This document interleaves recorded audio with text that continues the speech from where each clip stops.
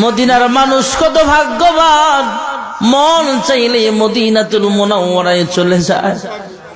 আমরা কপাল বড় ৬০০০ কিলোমিটার দূরের মানুষ, কিন্তু মন কান্দে বারবার বারবার মক্কা মদিনায় যাইতে।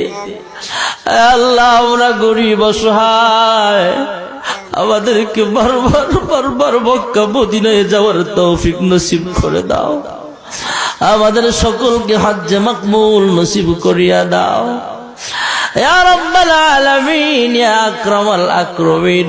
আদর করিয়া মানুষ আল্লাহ বানায়া, কেমনে দিবা জাহান্নামে ফেলিয়া।